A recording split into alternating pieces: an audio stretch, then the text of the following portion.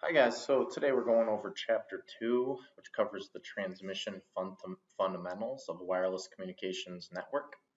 So the first thing you really need to worry about is the electromagnetic signal itself. So this is typically going to be some sort of function of time, like a sine or a cosine wave, and it can also be expressed as a function of frequency if you translate it into the frequency domain. And the signal consists of several components of different frequencies. So as far as time domain concepts that you need to know go, you have the analog signal, this where the signal intensity varies in a smooth fashion over time, and there are no breaks or discontinuities in the signal. And then a digital signal is simply a sampled version of an analog signal. So instead of having the full continuous signal over as a function of time, you take discrete samples of that continuous signal, and that translates into your digital signal. Um, so the signal intensity maintains a constant level for some period of time, and then it changes to another constant level. A periodic signal is simply a analog or digital signal that repeats over time. So the signal at time t plus big T, which big T is kind of the period of the signal, is equal to the signal as a function of time at an earlier instance. So where t varies from negative infinity to infinity. So visual representation, you have an analog signal up top where the amplitude versus time, and the signal varies continuously over time as shown. Whereas on the bottom plot, you have a digital waveform, which is binary nature. So you're going to have it altering between a low and a high state, or a 0 and a 1, essentially. Or it could be ground, or 0 volts and 5 volts, etc. So an aperiodic signal is a signal, whether it be analog or digital, pattern that does not repeat over time. So it's aperiodic in nature if it does not repeat over time. The peak amplitude of a time domain signal is simply denoted by capital A. It's the maximum value or strength of the signal over time, and it's typically going to be measured in volts. The frequency of signal, denoted by little f, is the rate in cycles per second, or hertz, at which a signal repeats. So it's the cycles in a unit time, so the cycles per second of a wave. So higher frequency, you're going to get more cycles per second, more hertz, if you will, and a lower frequency, you get less cycles per second, or hertz. As mentioned earlier, the period of signal, big T, is the amount of time it takes for one repetition of the signal. And T is simply related to the frequency, little f, as the reciprocal. So T is simply 1 over little f. The phase, denoted by phi, sometimes it's denoted by theta as well, but here we're denoting it by phi, is a measure of the relative position in time within a single period of a signal. So it's the measure of the relative position in time within a single period of a signal, and you're going to either denote that in degrees or radians, depending. And the wavelength is actually a physical distance occupied by a single cycle of a signal. So the way you typically measure this is you find 2 points on a periodic signal, a signal that repeats itself, and you simply measure the distance, and then there's a famous formula, c being the speed of light equals f times lambda, and then you can really solve the equation for f or lambda, the frequency or the wavelength. So it's you would probably want to measure this between 2 corresponding points, so 2 peaks or 2 valleys, just whatever point you pick, make sure you pick the consistent corresponding point. So here you have a sine wave, amplitude versus time, and the period is just, again, the time it takes for the signal to repeat itself. So as shown by this amount of time. And then here with the digital signal, you have a period, again, this is the time it takes for the digital signal to repeat itself. So those are both periodic signals. They both repeat over time. Sine wave parameters. So in general, you're going to be dealing with amplitude, a frequency, and a phase. These are the three properties of the waves that you need to be aware of. And here's the function itself. So a general sine wave, you're going to have an amplitude, which is kind of the y-axis scaling, and then you have 2 pi f, which is really your angular frequency, omega. 2 pi equals 2 pi f, you'll recall from physics, as a function of time, plus some phase, phi, again in radians or degrees, depending. And it's a simple conversion between radians and degrees, as you know. And there's a figure that we'll go over that shows the effect of varying each of the three parameters. So basically, we'll go over that now. So recall the 2 pi radians equals 360 degrees. So pi radians equals 180 degrees. So divide both sides by 2. But 2 pi or 360 degrees is one period. It's one revolution around the unit circle. So here you see we have an amplitude of 1, frequency of 1, phase of 0. So everything is shown here. If you half the amplitude, so 0.511, the frequency remains the same, the number of cycles per second remains the same, but the amplitude, the y-axis, is essentially cut in half. If you double the frequency but leave the amplitude the same, you end up with the same y-axis scaling, just double the number of cycles per unit time, so double the hertz, or the frequency is measured in hertz, cycles per second. And then if you keep the amplitude and frequency relatively the same, but add in a pi over 4 frequency shift, it would actually shift the waveform to the left by 45 degrees, or pi over 4 radians. Time versus distance. So when the horizontal axis is time, as was shown on the figure, the graphs display the value of a signal at a given point in space as a function of time. When the horizontal axis is space, graphs display the value of a signal at a given point in time as a function of distance. So at a particular instant of time, the intensity of a signal varies as a function of distance from the source. So now we jump into frequency domain concepts. So the fundamental frequency is when all frequency components of a signal are integer multiples of one frequency. It's referred to as the fundamental frequency, is the lowest frequency in the grouping. The spectrum is simply a term that refers to the range of frequencies that a signal contains. The absolute bandwidth is just the width of the spectrum of a signal.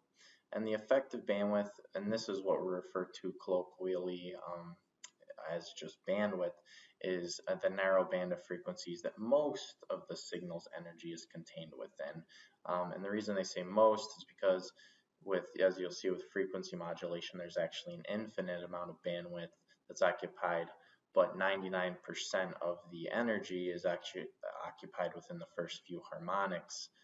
So you can filter it and save a lot of bandwidth, which is a precious resource, as we know, but still getting about 99% of the content of the signal, which is actually significant. So here is what happens. How do you get from a sine wave to, say, like a square wave? Well, it turns out it's a infinite trigonometric series where you keep adding in content. And if I just jump to this applet, it's worth showing. So this animation shows how you build up, essentially. So you have a sine wave as their fundamental frequency. Then you have this 1/3 of a sine wave at double the frequency of the original, triple the frequency of the original. And then you have this as the result when you essentially add these harmonics together. So you can see it starts getting closer and closer to a sine wave, and there will be a lab that we do on this, so you'll get to see how this works firsthand. So frequency domain concepts continued. So any electromagnetic signal can be shown to consist of a collection of periodic analog signals. Amazingly, essentially sine waves at different amplitudes, frequencies, and phases. So the period of the total signal is equal to the period of the fundamental frequency. So the time it takes to repeat the total signal will be the same as that of the fundamental frequency. So as these signals build upon each other, you will find that it starts resembling a square wave more and more. So you see this is the fundamental plus two odd harmonics, and then you end up getting addition if you add in yet another harmonic. So if you do an infinite summation of harmonics, you end up with a perfect square wave. So that's really how you get from a sine wave to a square wave, is it's an infinite trigonometric series. All right, so here's the acoustic spectrum of speech and music. I think most of you are aware that the range of human hearing is about 20 hertz to 20 kilohertz, so about there to there. And this is the power ratio in decibels. So various music, dynamic range of voice is in this range. A typical telephone channel would be there. And then this is the upper limit of FM radio and AM radio, and the dynamic range of music here. So, a little bit below like minus 65 dB all the way up to about 0 dB. It's about the dynamic range of music. So what's the relationship between data rate and bandwidth? So the greater the bandwidth, the higher the information carrying capacity. Essentially, think of this as having larger pipes for water to go through. You're going to be able to get more, say, water through the pipes per unit time. In this case, the larger the bandwidth, the larger the data pipes that you can carry information over. So there's larger information carrying capacity. So some conclusions. So any digital waveform will have an infinite bandwidth by definition, because of what we just saw with the trigonometric series. So going from analog to a digital signal, square wave has an infinite bandwidth. But the transmission system will limit the bandwidth that can be transmitted. So there may have to be some filtering, which is going to be non-ideal. For any given medium, the greater the bandwidth transmitted, the greater the cost. Again, bandwidth is a precious resource. However, limiting the bandwidth can create distortions, which are not ideal, but sometimes they're required in order to utilize the bandwidth effectively. So here's the voltage at the transmitting end. It looks like a perfect binary wave, right? Ones and zeros. Well, a lot of times what you receive at the other end is not ideal. It's far from ideal. So this would be like the voltage at the receiving end. So you'd have to have some sort of thresholding operation to be able to recover your signal effectively. Here's some data communications terms that you'll need to know. So data are entities that convey meaning or information. Signals can be electric or electromagnetic representations of the data. This is what actually will transmit over the channel. And a transmission is the communication of data by the propagation and processing of signals. So examples of analog and digital data. So analog could be video or audio, digital could be text or integers. Analog signals is a continuously varying electromagnetic wave that may be propagated over a variety of media depending on the frequency. Examples of media or a channel. Again, remember, channel is just the medium over which information propagates. So it could be a copper wire or twisted pair and coax cable. It could be a fiber optic cable if you're using light. It could be the atmosphere or even space propagation for SATCOM, satellite communications operations. Analog signals can propagate both analog and digital data. And digital signals are a sequence of voltage pulses that vary between 0 or ground essentially and some positive voltage or what have you. So it could be 0 and 5 volts, 0 and 24 volts. And these may be transmitted over a copper wire medium. And it's generally cheaper than analog signaling. And it's less susceptible to noise interference, but it also suffers from more attenuation. Digital signals can propagate analog and digital data. So why would you choose certain data signaling combinations? Well, some are more efficient than others, but here are some combinations that you might see. So digital data, digital signal. The equipment for encoding is less expensive than digital to analog equipment in these cases.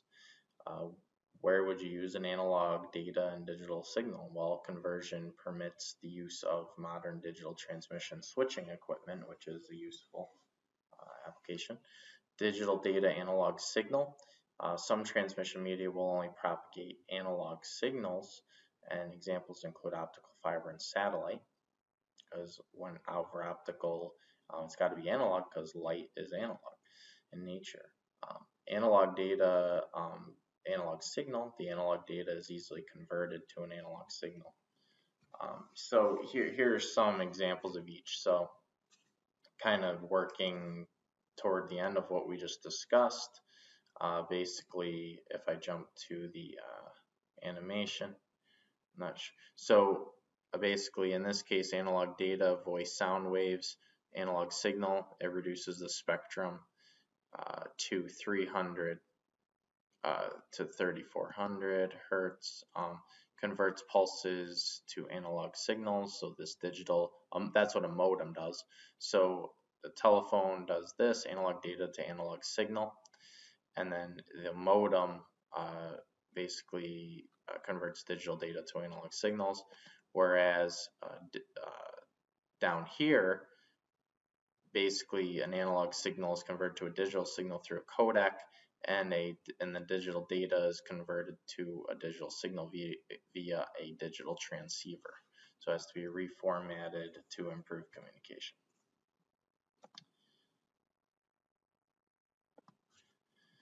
So analog transmissions can transmit analog signals without regard to content, and attenuation limits the length of a transmission link. Cascaded amplifiers can boost the signal's energy for longer distance communication, but it will cause distortion in the analog case. This is in stark contrast to the digital case, as you'll see. Analog data can tolerate distortion, and it introduces errors in digital data. With digital transmissions, you're concerned with the content of the signal, and attenuation endangers the integrity of the data.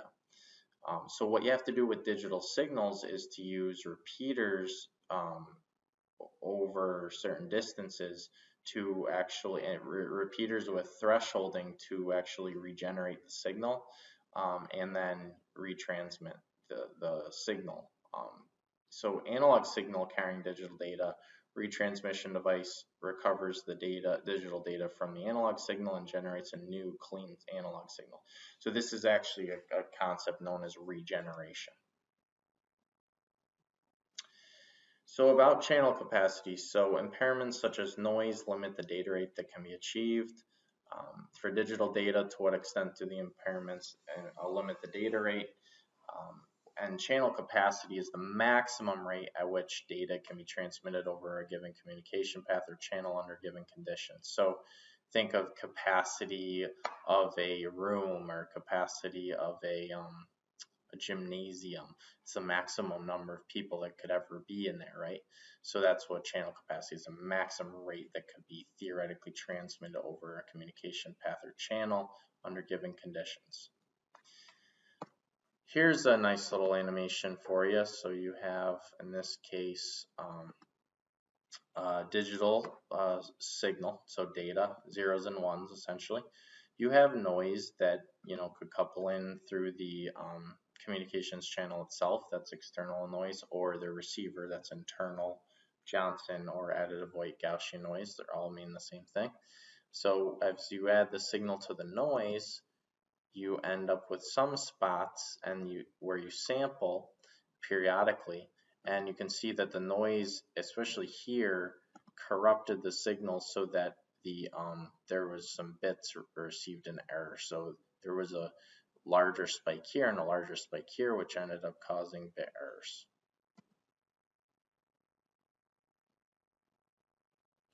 So the burst of positive noise makes a sent one look like a received 0, and a burst of noise makes a sent one look like a received 1.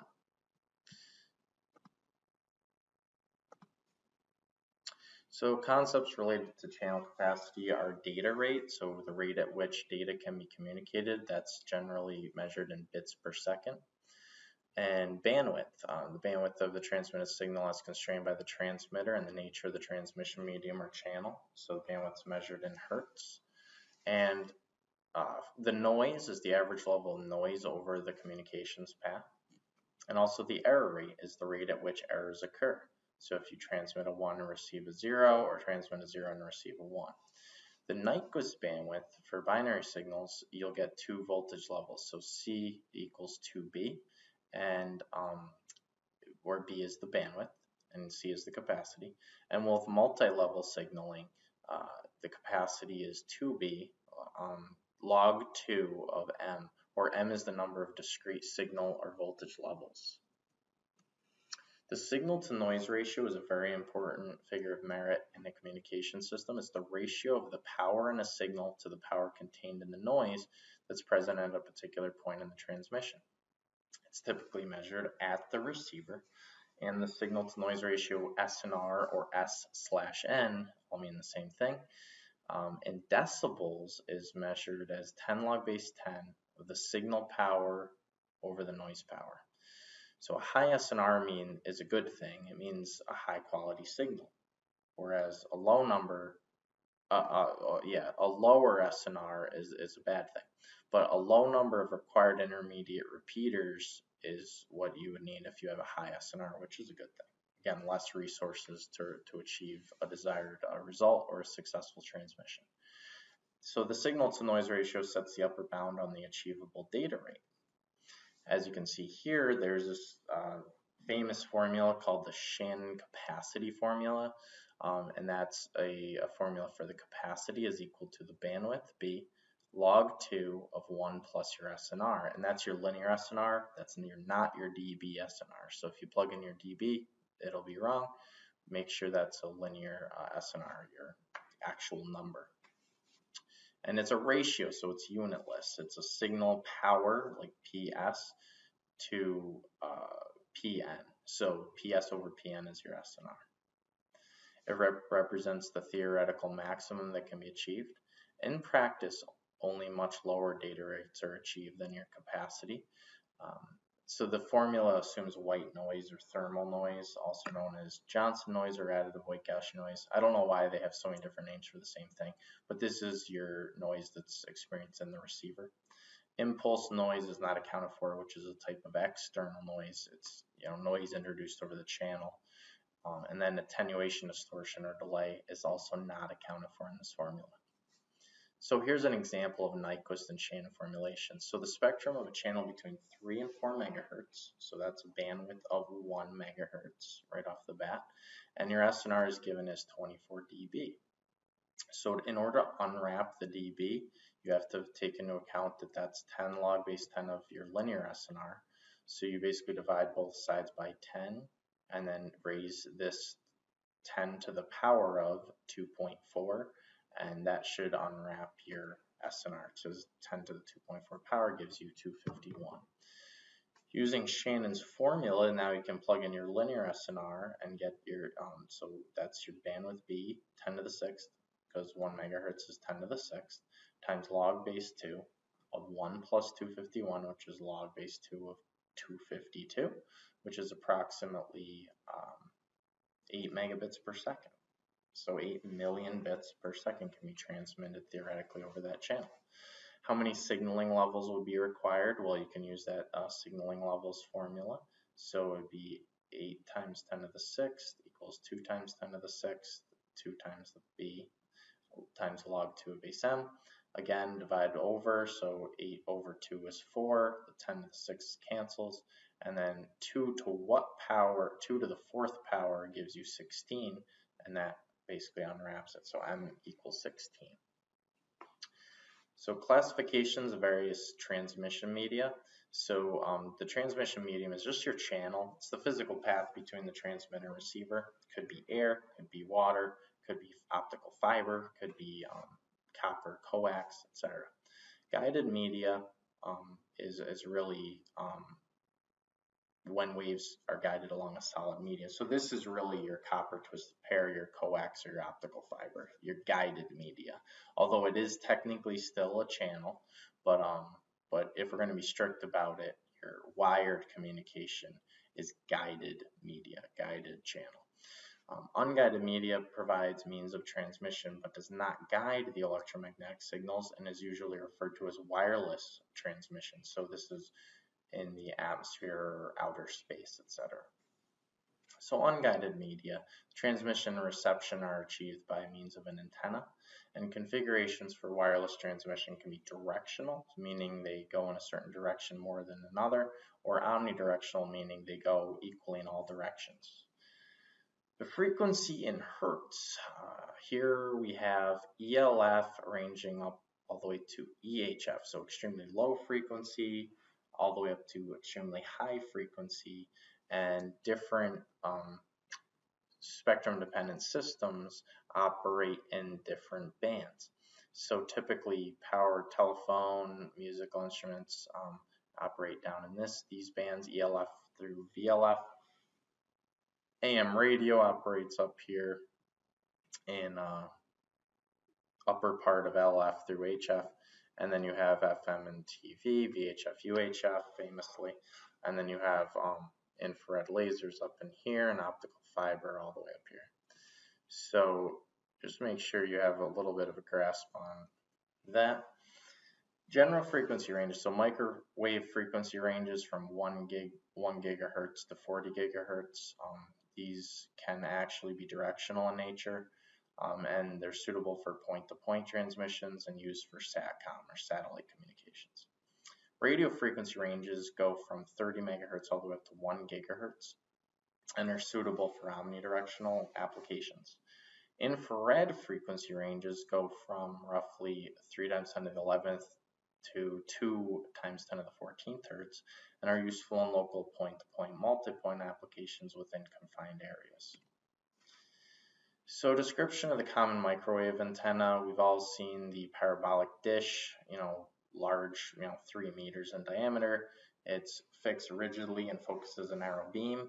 It achieves line of sight transmission to the receiving antenna, and it's located at substantial heights above ground level.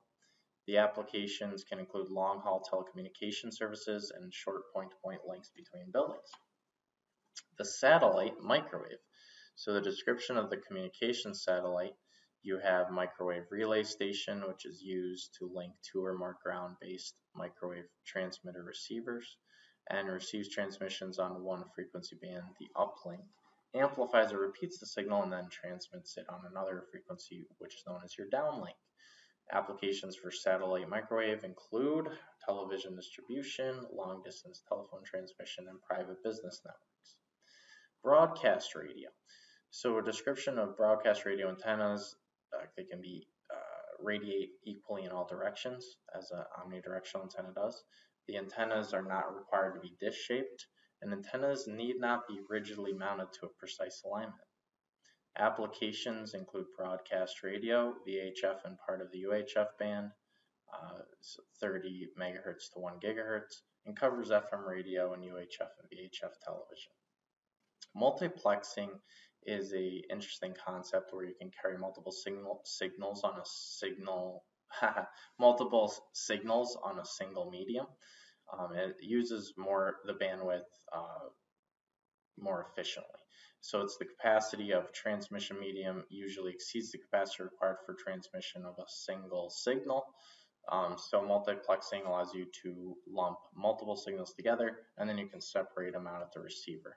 So here's a multiplexing operation where you have n inputs, you do multiplexing, all of the channels are lumped into a single channel, and then they're demultiplexed at the other side, and then you end up going serial to parallel to get your outputs.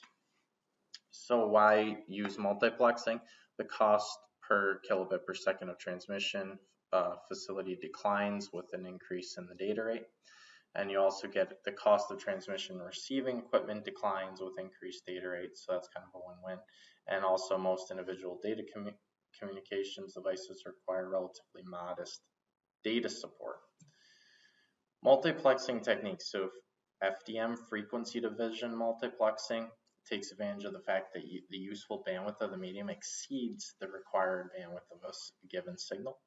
And time division multiplexing, TDM, takes advantage of the fact that the achievable bit rate of the medium exceeds the required data rate of a digital signal. In a pictorial graphic here, animation, frequency division multiplexing splits the frequency into multiple channels and shares the time portion, and then down it uses its own frequency which transmits at the same time, whereas time division multiplexing shares frequency but slices up the channels over time. So that's the difference between FDM and TDM. So here we have a synchronous TDM system where you have multiple messages, you can buffer them, do a scan operation, make a single stream, send it over, put it through the modem, and then send it over the channel, the transmitter. So this is worth showing via animation. So basically what you have here, the incoming data is briefly stored and buffered. Then you do a scan operation in order to put together a composite data stream. The stream is sent. So here is the time slot. It may be empty or occupied. So the received data is scanned to split into individual streams. And you then store the data briefly to be sent out for each stream. So these are TDMA frames, and that's the way that works.